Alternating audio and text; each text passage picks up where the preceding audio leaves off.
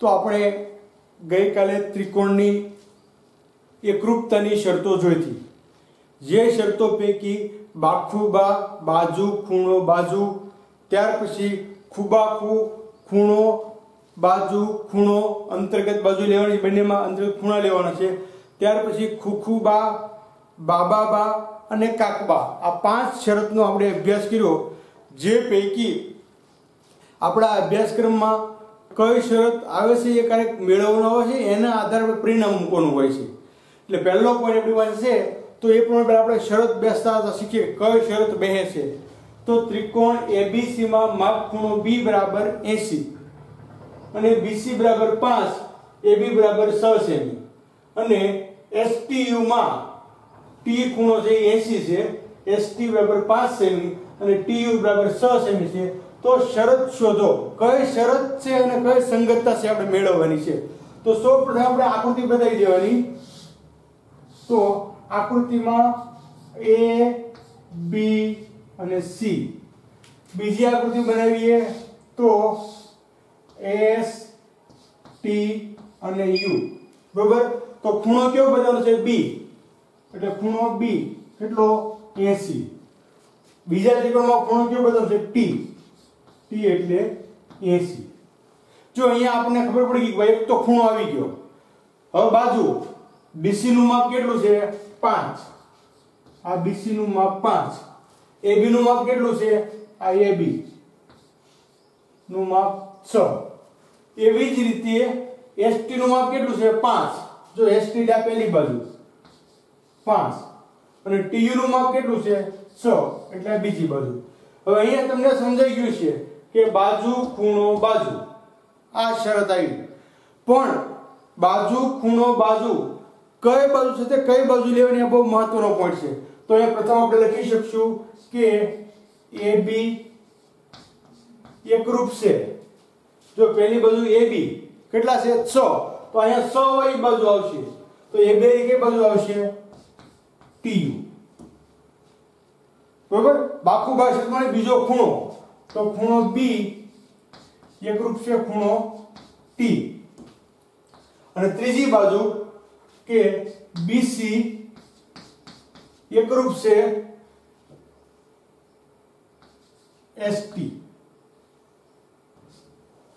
હવે અહીંયા આપણે જોયું તો એ પ્રમાણે પહેલો ત્રિકોણ ક્રમાનુસાર લઈ લઈએ છીએ એમના, આપણે જે શીખ્યા તે પ્રમાણે। તો ત્રિકોણ ABC એકરૂપ છે ત્રિકોણ। હવે એની સાથે મારે કયો ખૂણો લેવાનો એ જોવાનું છે। તો વચ્ચે તો T આવશે નક્કી થઈ ગયેલું છે, પણ અહીંયા AB અને TU એટલે U થી શરૂ થશે, ત્રિકોણ UTS, બરાબર। કેમ કે એ બાજુ આપણે AB એની કઈ બાજુ આવે છે तो AB एरी TU बाजू આવી ગઈ। ત્યાર પછી BC એરી કઈ બાજુ આવે છે તો BC એરી TS બાજુ, એટલે જે બાજુ આવતી હોય એ પ્રમાણે મળતી હોવી જોઈએ। તો અહીંયા આપણે કહી શકશું કે સંગતતા કઈ મળશે ABC સંગતતા UTS મળશે, STU નહીં મળે। કેમ કે આપણે અનુરૂપ બાજુ શબ્દ બોલીએ છીએ કે બાજુ અનુરૂપ આવવી જોઈએ, તો અહીંયા AB ને અનુરૂપ બાજુ TU છે 6 છે, એટલા માટે બેનું માં ફરક થાય। અને BC ને અનુરૂપ બાજુ ST છે, તો એ પ્રમાણે જોતા આપણને અહીંયા ABC એકરૂપ છે UTS, કઈ શરત આવશે બાખુબા શરતની આધારે મળશે બાજુ ખૂણો બાજુ, બે બાજુ વચ્ચેનો અંતર્ગત ખૂણો, બે બાજુ વચ્ચેનો અંતર્ગત ખૂણો। પણ અહીંયા જે આપણી સંગતતા છે શરત એકરૂપતા છે ફરી જાય છે। અહીંયા તમે આ રીતે લખી નાખો કે ત્રિકોણ ABC એકરૂપ છે ત્રિકોણ STU, તો આ શરત ખોટી પડે। કેમ કે અહીંયા A ની સાથે U ખૂણો આવે છે, S આવતો નથી, અને C ની સાથે S ખૂણો આવે છે। એટલે એ પ્રમાણે તમારે ખાસ સંગતતા મેળવવાની છે, અને સંગતતા મેળવ્યા પછી સમરૂપતા લઈ અને એના આધારે પરિણામ આવશે। એ આપણો નેક્સ્ટ પોઈન્ટ છે। તો આ રીતે વિદ્યાર્થી મિત્રો આપણે સંગતતા મેળવતા શીખવાનું છે। તમે એકાદ બે દાખલાનો આ રીતે મહાવરો કરજો અને એ પ્રમાણે સંગતતા મેળવજો. હું તમને એક દાખલો અહીંયા લેશનમાં આપું છું.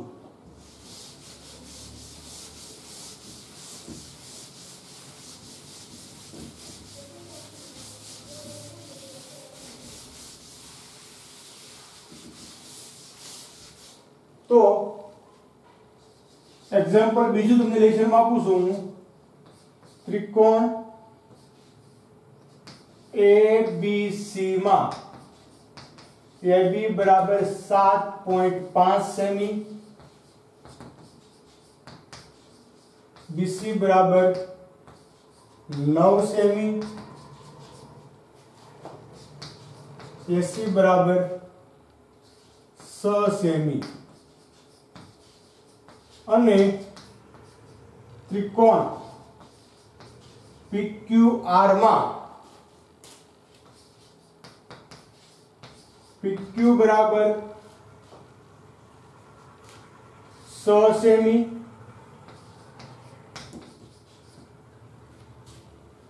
ત્યાર પછી QR બરાબર 7.5 સેમી અને PR બરાબર 9 સેમી છે. તો શરત શોધો. જો અહીંયા ડાયરેક્ટ ખબર પડી કે બા શરત આવશે અને એકરૂપતા લખો તો કઈ બાજુ સાથે તમારે કઈ બાજુ લેવાની એ ખાસ અહીંયા જોવું પડશે કે બાજુ અનુરૂપ સાથે તમે જોશો તો PQ વાળી કઈ બાજુ આવશે? AC આવશે. QR વાળી કઈ બાજુ આવશે? AB આવશે અને PR વાળી BC આવશે. એટલે એ પ્રમાણે તમારે અહીંયા બાજુનો મેળ કરી અને તમારે સંગતતા શોધવી પડશે. એકરૂપતા તમારે લખવાની છે. આ દાખલો તમને હું હોમવર્કમાં આપું છું અને તમે એ પ્રમાણે લખજો. નેક્સ્ટ આગળ વધીએ આપણે. તો ગઈકાલે આપણે છઠ્ઠા પોઈન્ટમાં ત્રિકોણની એકરૂપતાની શરતોનો અભ્યાસ કર્યો. હવે આગળ વધીએ તો સાતમો પોઈન્ટ છે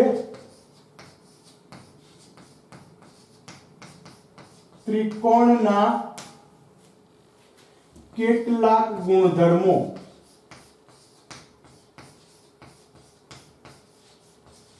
તો કોઈ પણ ત્રિકોણ હોય, આ ત્રિકોણના અમુક ગુણધર્મો હોય, એના આધારે તમે દરેક બાબતની ચકાસણી કરી શકો છો અથવા પરિણામ મેળવી શકો છો. તો જે પૈકી આપણે જોઈએ તો પહેલો ગુણધર્મ આપણે જોઈએ છીએ, જો સમદ્વિ બાજુ ત્રિકોણની બે બાજુઓ સમાન હોય. સમદ્વિ ત્રિકોણની બે બાજુઓ સમાન હોય તો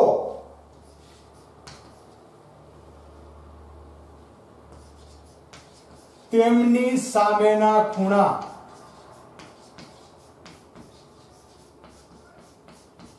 પણ સમાન હોય.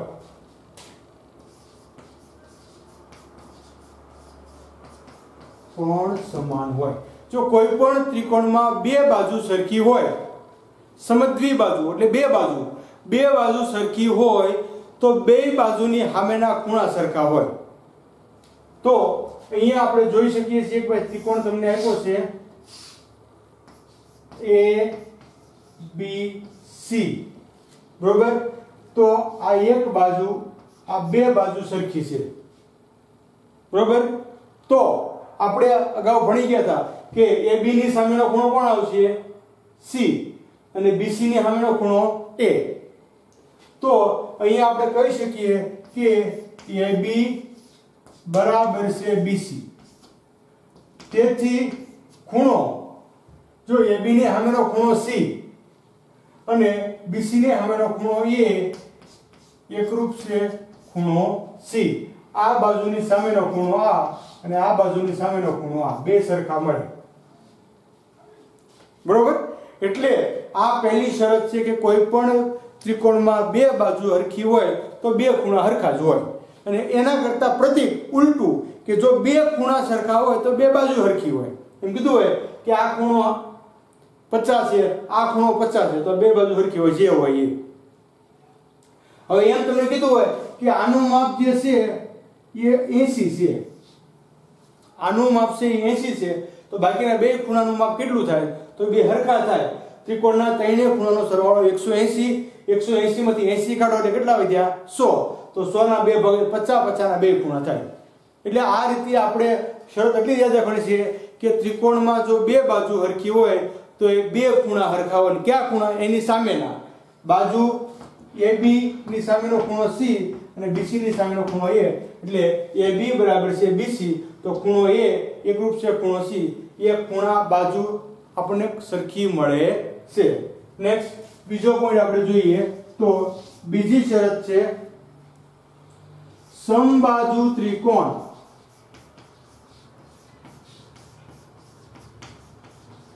સમબાજુ ત્રિકોણના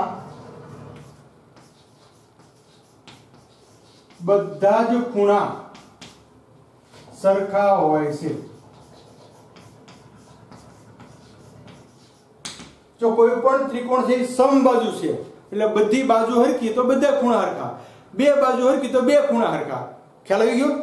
ત્રણ બાજુ હરખી તો ત્રણેય ખૂણા સરખા, એટલે ત્રણેય ખૂણા હરખા એટલે કેટલા થઈ ગયા? તો 180 ભાગ્યા 3 એટલે 60. એટલે આપણે એ પણ લખી શકીએ સરખા હોય છે અથવા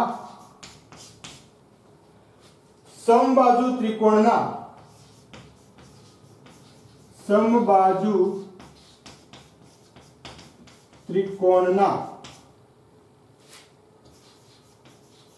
બધા જ ખૂણાના માપ 60 અંશ હોય. અહીંયા આપણે જોઈએ તો ત્રિકોણ PQR ત્રણેય બાજુ સરખી છે, તો ત્રણેય બાજુ હરખી ત્રણેય ખૂણા હરખા, કેમ કે PQ ની સામેનો ખૂણો R, QR ની સામેનો ખૂણો P અને PR ની સામેનો ખૂણો Q. તેથી PQ બરાબર છે QR બરાબર છે PR, તેથી ખૂણો P બરાબર છે ખૂણો Q બરાબર છે ખૂણો R ઇક્વલ ટુ 60. ત્રણેયનું માપ છે એ આપણને 60 જ મળે. આ રીતે જો બે બાજુ સરખી હોય તો બે ખૂણા સમાન મળે, ત્રણ બાજુ સરખી હોય તો ત્રણેય ખૂણા આપણને સરખા મળે છે, અને કેટલા મળે છે? 60 અંશના મળે છે. નેક્સ્ટ આગળ વધીએ. ત્રીજો ગુણધર્મ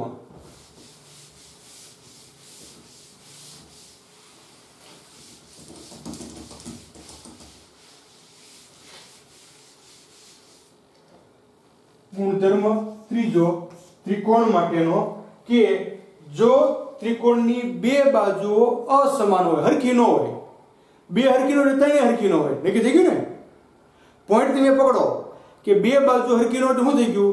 ત્રણેય બાજુ સરખી ન હોય, એટલે કે ત્રિકોણ છે એ વિષમ બાજુ હોય. તો જો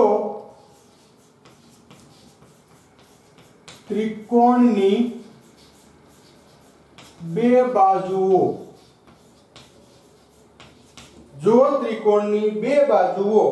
અસમાન હોય તો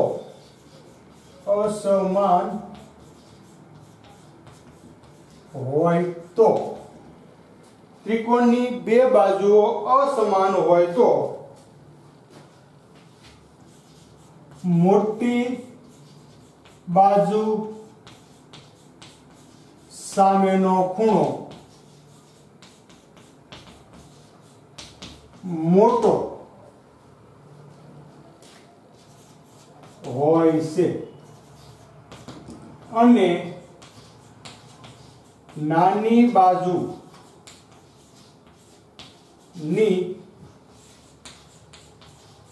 સામેનો ખૂણો નાનો હોય છે.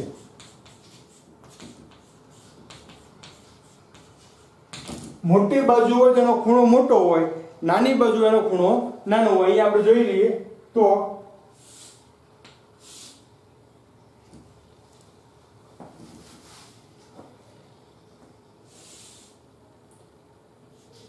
A B C અહીંયા તમે જોઈ શકો છો કે AC બાજુ મોટી છે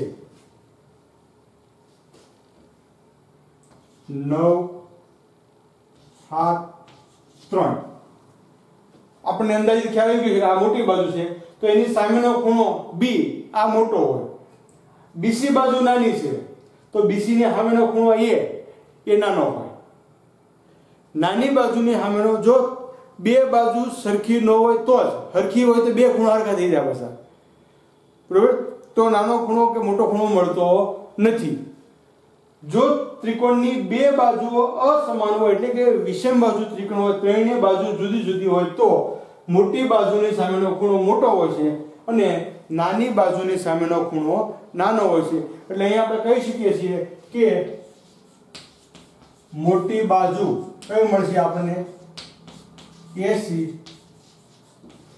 તેથી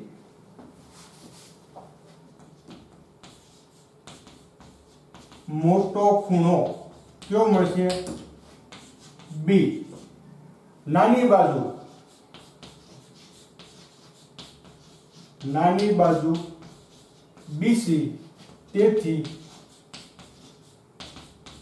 નાનો ખૂણો A જે બાજુ સિવાયનો ખૂણો મળે તો AC માં B ખૂણો મળશે BC માં A ખૂણો બાજુ તમે બોલો એની સિવાયનો ખૂણો આવશે હંમેશા નાની મોટી બાજુમાં એટલે ત્રીજો નિયમ આપણને એવું કહે છે કે જો ત્રિકોણની બે બાજુઓ અસમાન હોય તો મોટી બાજુની સામેનો ખૂણો મોટો હોય અને નાની બાજુની સામેનો ખૂણો નાનો હોય એવી જ રીતે કે જો ત્રિકોણની ત્રણેય બાજુઓ અસમાન હોય તો મોટા ખૂણાની સામેની બાજુ મોટી થાય નાના ખૂણાની સામેની બાજુ નાની થાય અહીંયા જોઈએ છીએ કે B મોટો ખૂણો છે એટલે AC મોટી જ થશે અને A નાનો ખૂણો છે એટલે BC નાની બાજુ થશે આ રીતે બંને પરસ્પર આપણી ભાષામાં ગણિતની ભાષામાં કહેવું હોય તો પ્રતીક અને આપણી ભાષામાં ઉલટા સુલટું બંને આપણે યાદ રહેવું જોઈએ આ ત્રીજો શરત આપણે જોઈ ત્યાર પછી ચોથો પોઈન્ટ આપણે જોઈએ છે ગુણધર્મ 4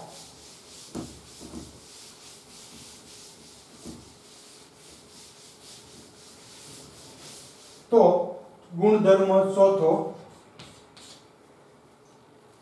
ત્રિકોણની કોઈ પણ બે બાજુનો સરવાળો ત્રિકોણની કોઈ પણ બે બાજુનો સરવાળો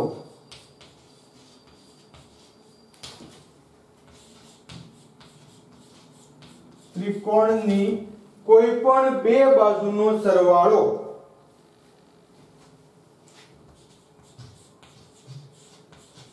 ત્રીજી બાજુ કરતા વધારે ત્રીજી બાજુ કરતા વધારે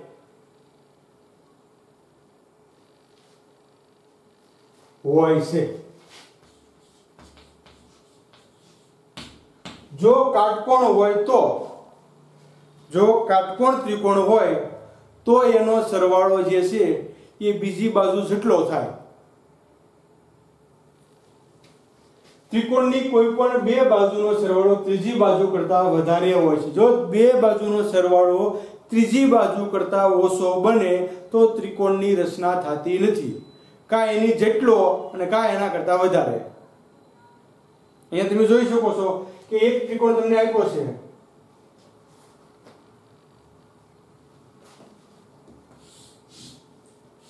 તો આ બાજુ જે છે 11 છે આ 6 આ 7 તમે કોઈ પણ બે બાજુનો સરવાળો કરો તો 6 ને 7 13 વધી ગયા 11 ને 6 17 વધી ગયા 11 ને 7 18 ત્રીજી બાજુ કરતા મોટો થાય જો ત્રીજી બાજુ જેટલો મળે તો માનો ત્રિકોણ છે એ કાટકોણ છે કેવો છે કાટકોણ છે દાખલા તરીકે અહીંયા હોય કે આ બાજુનું માપ છે 4 અને આનું 3 આનું 5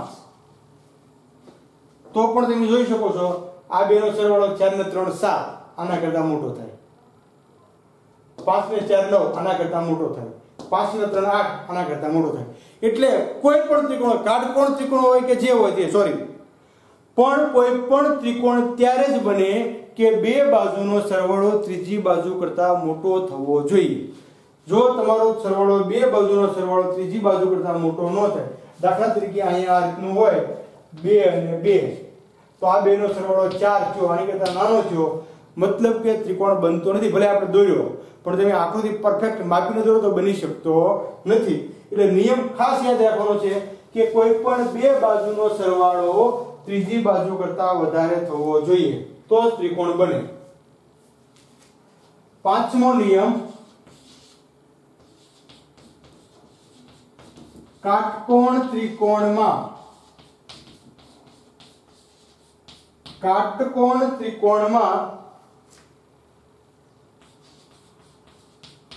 ત્રિકોણની સૌથી મોટી બાજુ કર્ણ છે. જો કાટકોણ ત્રિકોણ હોય તો એમાં સૌથી મોટી બાજુ જે છે એ આપણને કર્ણ મળે છે. હજી કાટકોણના ઘણા બધા નિયમો આવશે પણ એ આપણે નેક્સ્ટ આગળ જોઈશું જ્યારે આવશે ત્યારે. કેમ કે અત્યાર સુધીના બધા શીખશું આપણે કે કાટકોણ ત્રિકોણમાં વેધ દોરવામાં આવે તો એના પરિણામો અલગ મળે છે. એવી જ રીતે કાટકોણ ત્રિકોણમાં 30 ના ખૂણાની સામેની બાજુનું માપ કર્ણ કરતા અડધું મળે છે. પણ આ બધા આપણે સમયાંતરે જોઈશું. અત્યારે ધોરણ 9 અને 10 માં બંનેમાં જે નિયમો આવે છે આ જ નિયમો આપણે જોઈએ છીએ. નેક્સ્ટ છઠ્ઠો પોઈન્ટ આપણે જોઈએ તો ત્રિકોણના ત્રણેય ખૂણાનો સરવાળો, ત્રિકોણના ત્રણેય ખૂણાનો સરવાળો 180 અંશ થાય. એનાથી વધે નહીં ઘટે નહીં, આ ખાસ યાદમાં રાખજો. ત્રિકોણના ત્રણેય ખૂણાનો સરવાળો 180 અંશ થાય. અને સાતમો પોઈન્ટ જે છે નવમામાં આવે છે કે બે અંતઃ સન્મુખ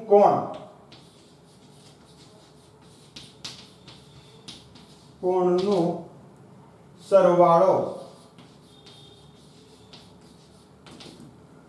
બહિષ્કોણ બરાબર થાય,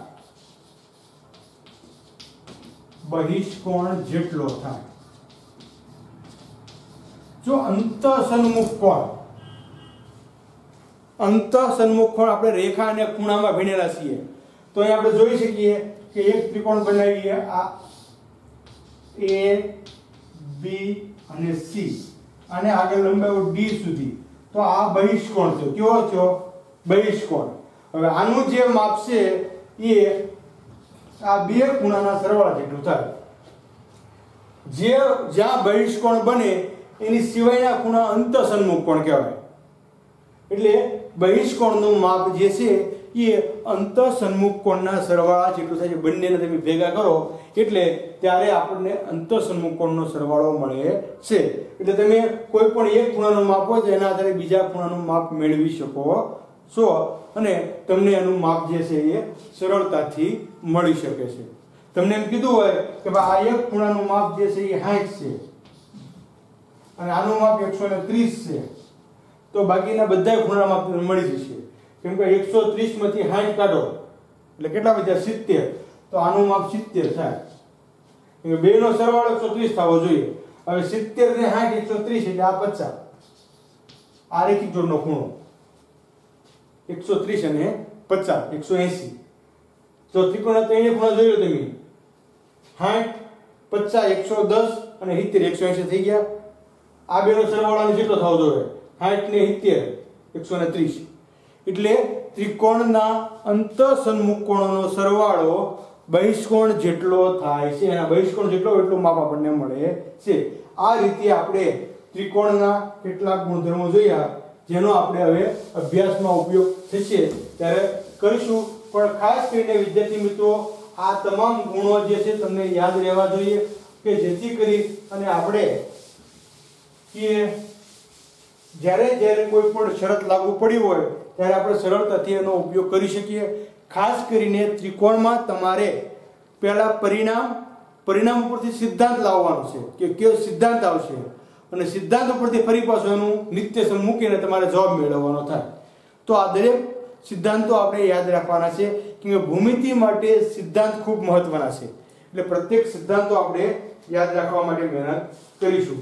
ત્યાર પછી આપણે આગળ વધીએ તો 8મો પોઈન્ટ ખૂણાઓ. 8મા પોઈન્ટમાં ખૂણાઓ. તો ખૂણા કઈ રીતના ખૂણા આપણને મળે છે એ તમે ધોરણ 4 થી આમ તો ભણતા હો છો કે 4થા ધોરણમાં તમે 3 ખૂણાની વાત શીખ્યા હશો કે લઘુકોણ, ગુરુકોણ અને કાટકોણ, બરોબર? તો એમાં આપણે નથી પડતા ડીપમાં, પણ ટૂંકમાં લખી નાખી છે.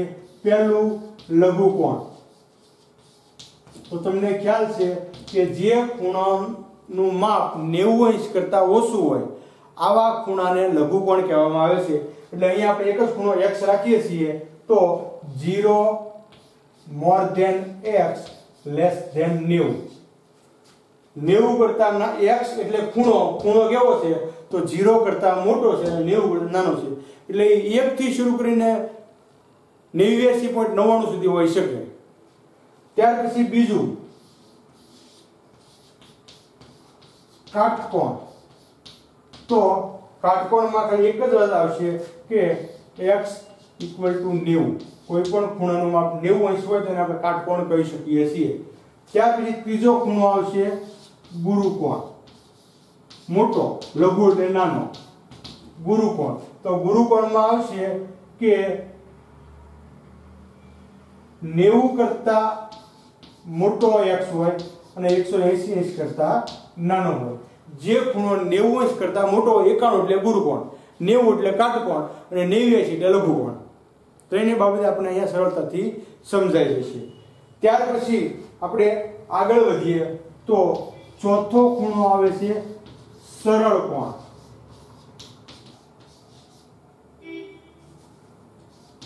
જો તમે આ તમામ ખૂણાની વાત ધોરણ 9 માં રેખા અને ખૂણામાં જોઈ ગયેલા છો, આજે આપણે રિપીટ કરીએ છીએ.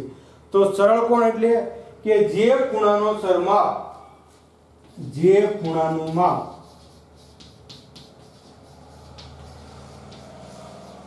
180 અંશ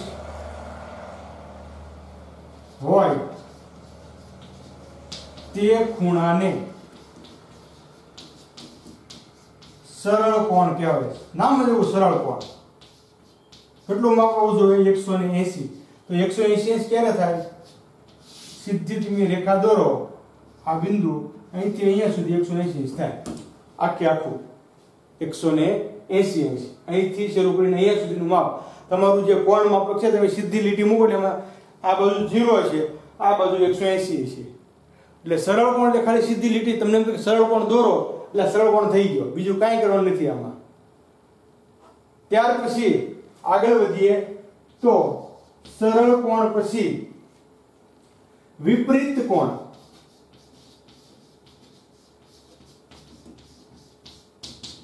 વિપરીત કોણ. તો વિપરીત કોણ એટલે જે ખૂણાનું માપ 180 કરતા વધારે હોય, એટલે સરળ કોણ કરતા વધુ હોય અને 360 અંશ કરતા ઓછું હોય. જે ખૂણાનું માપ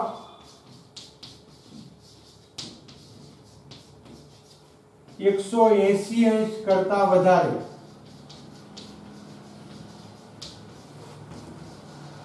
અને 360 અંશ કરતા ઓછું. 180 કરતા વધારે અને 360 અંશ કરતા ઓછું હોય તેને વિપરીત કોણ કહેવાય. અર્થાત વિપરીત કોણ તમારે ગોતવાનો હોય તો તેથી 180 more than x less than 360. 180 કરતા મોટો હોય અને 360 કરતા ઓછો હોય. તો 360 એટલે ચારે ચાર ખૂણામાં આપણે આવી જશે. દાખલા તરીકે તમે આ રીતનો ખૂણો બનાવો, આ A, B અને C. આનું માપ જે છે એ તમે 80 લીધું. તો હવે અહીંથી શરૂ કરો અને અહીંયા સુધીનું જે માપ આવે आ विपरीत कोण कहेवाय। कुल 360 360 માંથી 80 કાઢો એટલે કેટલા વધી ગયા 300 ને 280। ए बी सी आ बारनो भाग जे છે વિપરીત કોણ કહેવાય। અંદરનો ભાગ છે ખૂણો, બહારનો ભાગ છે વિપરીત કોણમાં આવશે। ખાસ લક્ષમાં રાખજો તમે કે એનું માપ જે છે એ 180 કરતા વધારે હોવું જોઈએ।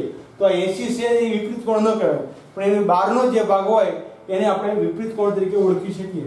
આ રીતે તમે ખૂણો બનાવો કે આનું માપ છે 90 છે, તો આ બહારનો જે ભાગ છે એ કેટલો રહેશે 360 એટલે 290 બાદ કરતા 270 બહારનો ભાગ। તો બહારનો ભાગ જે છે વિપરીત કોણ ગણાય। આમ ચાર ભાગ કરી નાખો 90 90 90 90 360 થઈ ગયા। 3 એક ભાગ બાદ થયો એટલે 270 3 9 3 27। આ રીતે વિદ્યાર્થી મિત્રો વિપરીત કોણનું માપ 180 કરતા વધારે હોય છે અને 360 કરતા ઓછું આપણને મળે છે।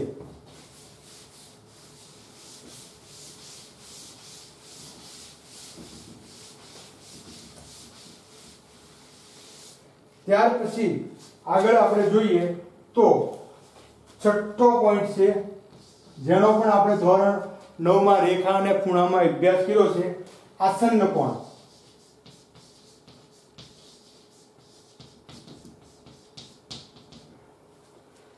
બે ખૂણાઓનું શિરોબિંદુ એક જ હોય અને એક ભુજ સામાન્ય હોય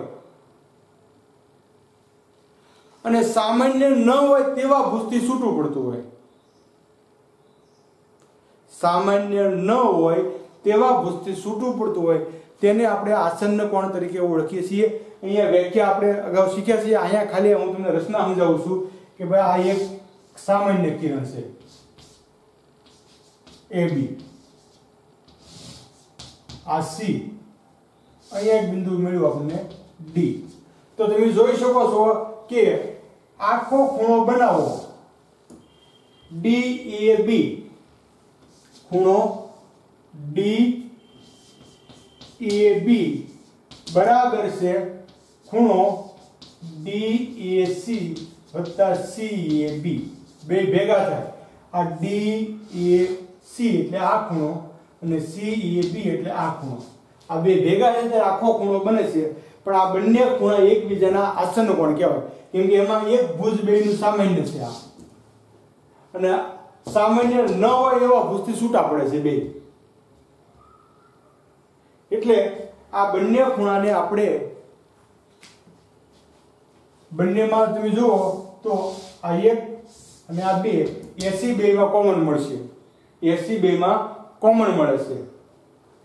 એટલે આ રીતે આપણે આસન્ન કોણની રચના કરી શકીએ છીએ। ત્યાર પછી સાતમો પોઈન્ટ છે પૂરક કોણ। પૂરક કોણ જે બે ખૂણાના માપનો સરવાળો, જે બે ખૂણાના માપનો સરવાળો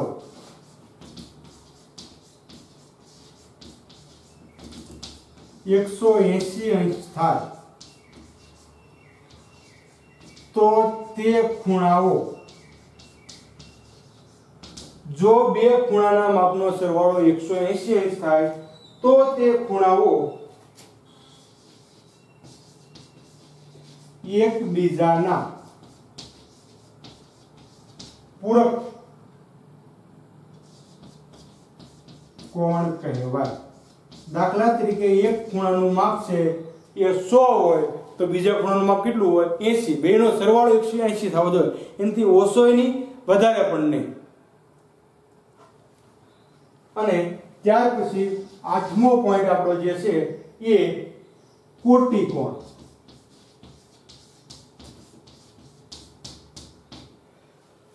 કોટી કોણ તો જે બે ખૂણાનો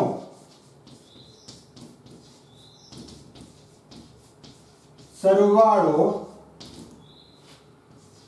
90 અંશ થાય તો તે ખૂણાઓ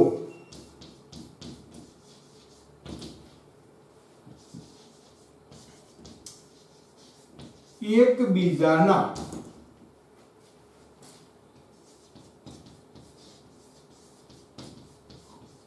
કોટિકોણ કહેવાય. બેનો સરવાળો 90 અંશ થતો હોવો જોઈએ.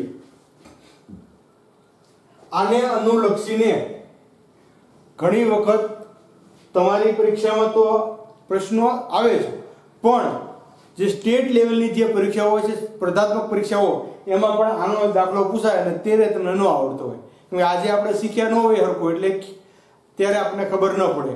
એક દાખલો આ રીતનો અગાઉ પૂછાયો તો હું અહીંયા બોક્સની અંદર લખું છું, તમે સમજાય એટલા માટે. બરોબર? કે 60 અંશના 60 અંશનો કોટિકોણ નો પૂરક કોણ ખાલી જગ્યા મળે. 60 અંશના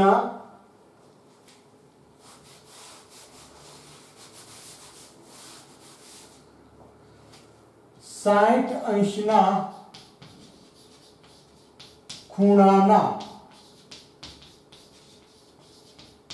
કોટિકોણનો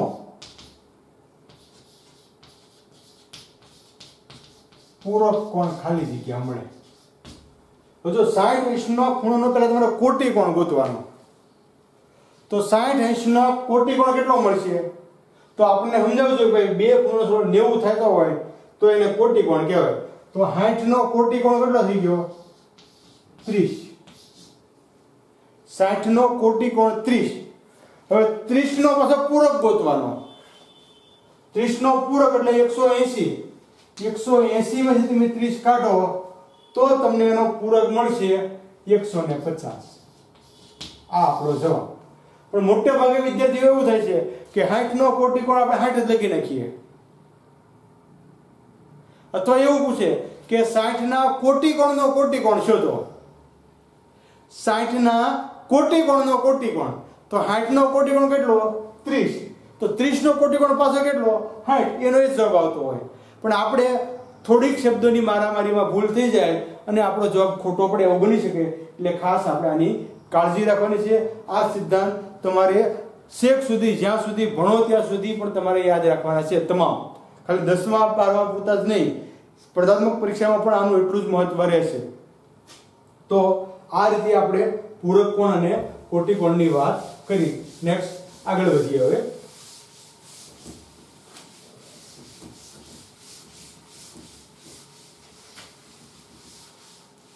તો ત્યાર પછી 9મો પોઈન્ટ, રેખિક જોડના ખૂણા. એક જ રેખા ઉપર કિરણ દ્વારા જુદા પડતા ખૂણાને રેખિક જોડના ખૂણા કહેવાય છે, જેનો અભ્યાસ તમે ખૂણાઓમાં જોઈ ગયા છીએ. અહીંયા આપણે આકૃતિ દોરીને જોઈએ તો, અથવા એમ પણ કહી શકીએ કે રેખિક જોડના ખૂણાનો સરવાળો 180 અંશ થાય. જો આ રેખીય સીધી રેખા, આ એક રેખા દોરી નાખી મેં, A અને B, એ બિંદુ O, અને અહીંથી આ રીતનું દોરી નાખું C. તો આ બંને ખૂણા જે છે, આ ખૂણો અને આ ખૂણો, આ બે રેખિક જોડના ખૂણા કહેવાય. કેમ કે એક જ રેખા ઉપર આવેલા હોવા જોઈએ. એક જ રેખા ઉપર હોય ને બેનો સરવાળો 180 થતો હોય તો જ. કેમ અહીંથી તમે જુઓ કે આ ગુરુ કોણ છે, એટલે આનું માપ 100 મળ્યું હોય તો આ 80 થાય. બંનેનો સરવાળો 180 આપણને મળશે. અને તમે શીખ્યા છો એ 10મી પોઈન્ટ અહીંયા લખું છું, જરૂર પડશે એટલે અભિકોણની જોડ. અભિકોણ તો કોઈ પણ બે રેખાની છેદિકાથી બનતા ખૂણા અભિકોણ કહેવાય. એ આપણે અગાઉ જોયું છે, ખાલી અહીંયા આપણે યાદ રાખવાનું છે કે આ રેખા જે છે એ AB, આ રેખા છે એ CD, બરોબર. એમાં સામ સામેના ખૂણા જે છે અભિકોણ હોય, આ ખૂણો તમે લો તો આ બે ખૂણા અને આ બે ખૂણા આપણને અભિકોણ મળે છે. એટલે આ રીતે આપણે રેખા અને તેની છેદિકાથી બનતા ખૂણા એટલે કે અભિકોણનો અભ્યાસ કરી શકીએ છીએ. તો આજના દિવસે વિદ્યાર્થી મિત્રો આપણે જે બાબત જોઈ, આ નોટેડ પ્રશ્નો ખરેખર લખવા જેવા અને યાદ રાખવા જેવા છે. ત્રિકોણના તમામ ગુણધર્મો તમારા મગજમાં રહેવા જોઈએ. ફરી પાછા આપણે રિપીટ કરીએ તો કહી શકીએ કે કોઈ પણ ત્રિકોણ સમદ્વિ બાજુ હોય તો એના બે ખૂણા સરખા હોય, સમબાજુ હોય તો ત્રણેય ખૂણાના માપ સરખા હોય, 60 મળે છે આપણને. બે બાજુ અસમાન હોય તો મોટા ખૂણાની સામેની બાજુ મોટી હોય અને નાની બાજુની સામે નાનો ખૂણો મળે છે. એવી જ રીતે કોઈ પણ બે બાજુનો સરવાળો હંમેશા ત્રીજી બાજુ કરતા વધારે મળે છે. અને કર્ણમાં કાટકોણ ત્રિકોણમાં કર્ણ એ સૌથી મોટી બાજુ છે. કાટકોણ ત્રિકોણમાં સૌથી મોટી બાજુ કઈ તો કર્ણ. અને ત્રિકોણના ત્રણેય ખૂણાના માપનો સરવાળો 180 ઇંચ હોય છે.